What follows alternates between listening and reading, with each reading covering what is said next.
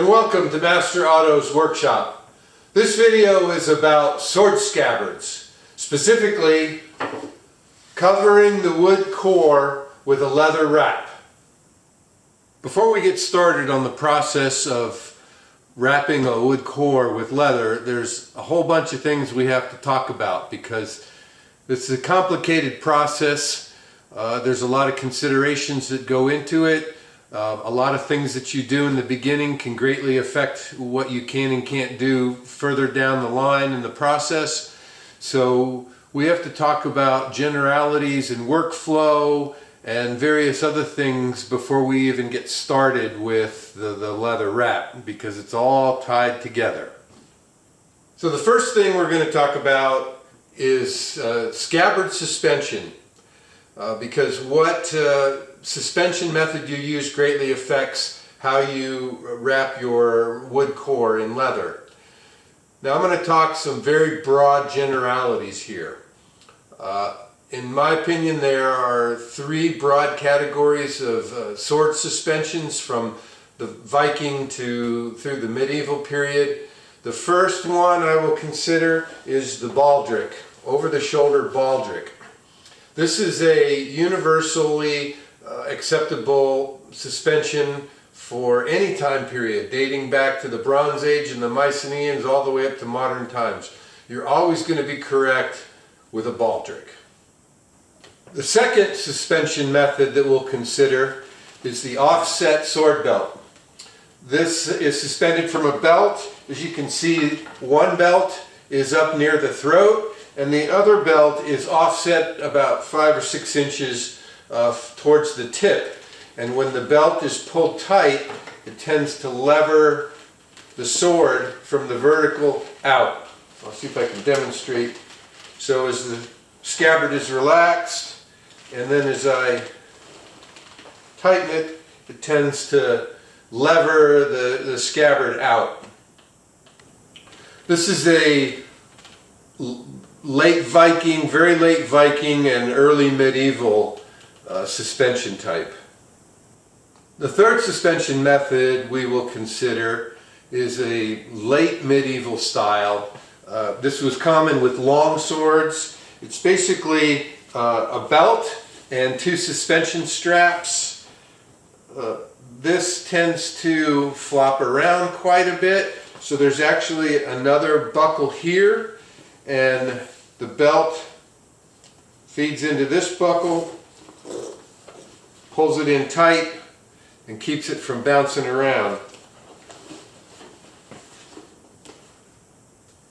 Now that we've talked about the broad categories of scabbard suspensions, I want to look at each style individually in a little more detail, but I want you to look at this from the perspective of how you would apply the leather wrap to the wood core with each type of suspension style. They're all different. So with the baldric, there's got to be some way to attach the baldric strap to the scabbard. This is a Viking scabbard. The Vikings used a bridge, some kind of bridge. In this case, the bridge is underneath the leather wrap.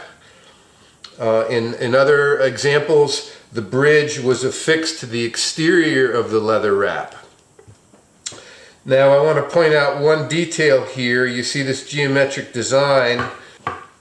So this design was created by gluing cord directly to the wood core in whatever pattern you choose. This is a historical Viking pattern from an extant example.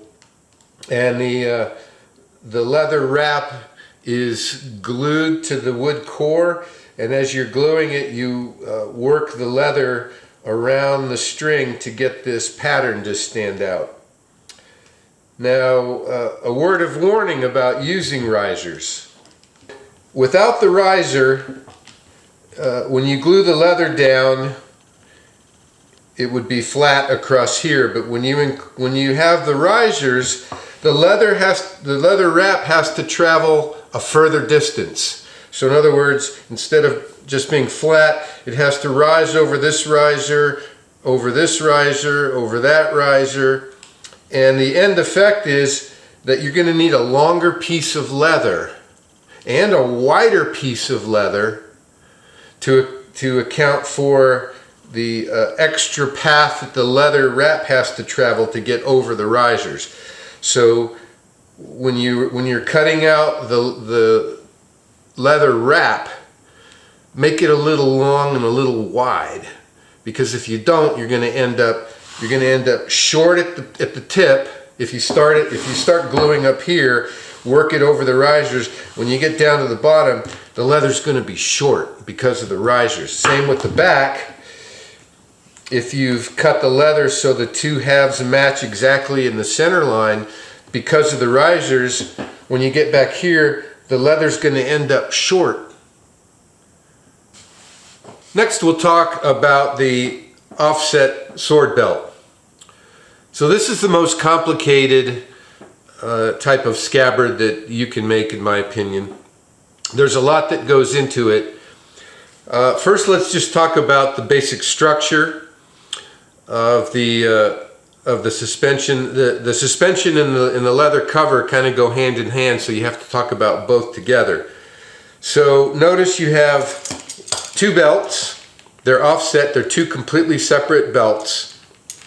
This one is attached here. You can see it's just wrapped around, and then you've got a thong here, a leather thong to secure it. The upper belt is laced through the cover, through the leather cover. What you do is you cut slits in the leather cover and feed the straps through here. And let's look at the back real quick. You can see here there's other slits cut here and here. So when you're gluing down the leather cover to the wood core, you've got to mark out the no glue areas. If you glue this down, when you cut these slits, you're not going to be able to lift up these strips to feed the leather straps through. The way this works, here's using this example. There's a strap that comes through here. This is split into 3 straps. The strap comes through here. It loops around the back. It comes through here, comes through again, and then it travels through here. That keeps this piece from moving up and down. This wrap, as these go around and fed through here, that holds it down. And you can look at the back. You see that piece goes through and then down, and it's actually tied in down here to keep that free end from loosening up. The other thing I want to point out is there's a couple of risers right here. And those help keep this section of the belt from moving around up and down the scabbard. Another feature I want to point out is that there's tooling on the leather wrap. And the tooling matches the profile of the scabbard. What I prefer to do is tool the leather. You got to measure everything out. Tool the leather while it's flat before it's attached. You have to measure it all out and make sure that you get everything centered properly and that it matches the profile of the wood core. And then when you attach the wrap to the wood core, it's centered. The other feature on here I want to point out is this has a rain guard.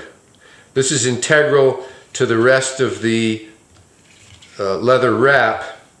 And so when you're cutting out your piece of leather, you know, the wood's core ends right here. You've got to add an inch or two, depending on the size of this rain guard you want to put on here. You've got to account for that. One last thing I want to talk about with the offset sword belts and the lace straps is make a mock-up and figure out the lacing pattern, figure out how long and how wide your straps have to be on a mock-up before you ruin your scabbard, your actual scabbard. This was a complicated pattern. You can see this this ladder design. This looks pretty shitty. Once I saw it on here, I realized, yeah, no, that's not going to work. I've got to change the proportions of the slits. I use this mock-up to make this scabbard. This is very old. It's about 10 years old. It's been used, beaten up, but you can see it. This pattern looks a lot better than my mock-up, and that was because I saw what my pattern was going to look like, and I didn't like it. So I was able to make changes. I was able to figure out this complicated lacing pattern to get this ladder looking structure here. Finally, we'll talk about the third general style of suspension. This is a late medieval style of suspension, commonly used with long swords. What we have is a strap that's wrapped around the scabbard and another strap down here. It's attached to a belt. This is a very primitive version of this style of suspension. The real fancy ones will have metal belt hangers here that you can clip and unclip. This is kind of a pain in the ass because you have to feed it the belt through the straps, and you have to take off the belt if you want to take off the scabbard, whereas if you had the belt hangers, you could just disconnect the sword all by itself. The later medieval, they tended to go to thinner straps. The belts were thinner, the straps were thinner, everything was much thinner. If you do that, make sure you use nice thick leather, because if you use a thin leather and a thin strap, it's going to wear out and break very quickly. These tend to flop around quite a bit, so there's another buckle here. Once you